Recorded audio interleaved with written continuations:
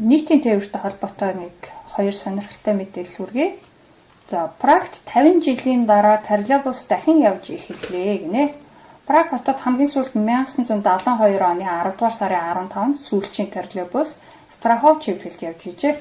Үүнээс хойш Прагт троллейбус явахаа бүр мөсөн болоод байсан бол яг 50 жилийн дараа буюу энэ оны 10 дугаар сарын 15-нд Литваны Чаковице чиглэлд троллейбус дахин явсан байна. Энэ нь гэхдээ зүгээр туршилтын троллейбус. Тэгээд 2 сарын дараа яг троллейбус энэ чиглэлд болон өөр нэг чиглэлд байнга явж байхаар төлөвлөж байгаа юм билээ.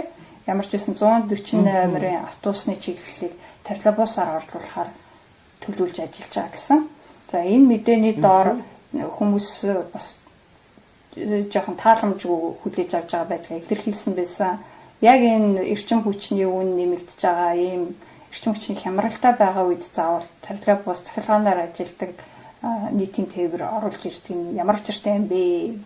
Тэгээд дээрэс нь чинь троллейбус зүгээр автобус шиг ингээл тавиад явуулчихгүй шүү дээ. Нөгөө троллейбусныхаа шугам муугмыг тавина ингээл бас тодорхой хэмжээний мөнгө зарцуулна шүү дээ. Тэгээд иргэд бол жоохон дурамчхан хүлээж авч байгаа юм билээ. За, нийтийн тээвэртэй холбоотой бас нэгэн мэдээ болохоор цаасан тасалбартай холбоотой. Манай монголчууд бол цаасан тасалбараас болоод одоо 5-6 жил болж байна шүү дээ. Гэтэл энэ Европт үнэн яа юм аа. Манай Монгол цахимдсан байгаа шүү. Ингэсэн байна. Парис хот нийтийн тээврийн смарт карт гар утасны аппликейшн зэргийн хэрэглээ нэмэгдэж байгаагийн улмаас цаасан тасалбараа 2025 он гэхэд бүр мөсөн халахаар болсон гинэ. Парис метроны нэг чиглэлийн хамгийн анхны цаасан тасалбар нь 1900 оны 7 дугаар сарын 19-ний 13 цагт хүчин төвлөрдөж болж исэн гинэ. Тэгээ тухайн үедээ тэр үеийн мөнгөнд тэмдэгт центим гэсэн байсан. Тэрүүгээр 25 центимийн үнэтэй байсан гинэ энд тасалбар. Одоо болохоор яг энэ тасалбар 1.9 евро буюу 47 орчим кроны үнэтэй байгаа юм байна. За, тэгээд 2025 он гэхэд эднийх цаасан тасалбар болох юм байна.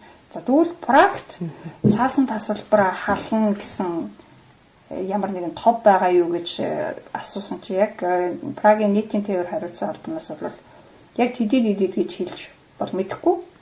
Гэхдээ бид нар бол ер нь дижитал тал руугаа шилжих алхмуудыг ингээд шат шатаар нь хийж байгаа гэсэн тайлбар өгсөн байлээ.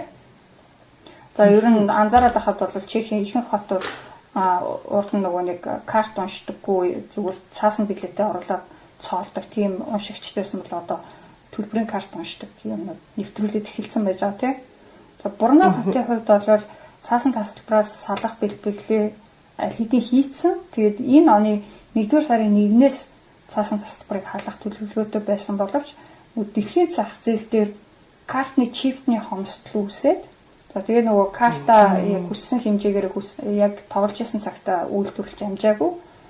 За, тэгтээ эх 4 жилийн дотор бол ер нь Бурна хот цаасан тасалбараасаа бүрэн салчихнаа гэсэн төлөвтэй байгаа юм байна. Чехэд ер нь цаасан тасалбарыг халсан анхны хот нь Острав юм билээ. Эдний болохоор 2020 оны 3 дугаар сарын 31-ээс цаасан тасалбар гаргахаа болсон байна. Манай хотод бол цаасан тасалбар нь халагдаагүй ч гэсэн нөгөө карт уншигчтай болсон, төлбөрийн карт уншигчтай болсон болохоор ер нь цаасан билет авдаг хүмүүс цөөхөн болсон. Айгу амар болсон байна. Ихэнх хотод ер нь тийм болсон харагдчихлээ шүү.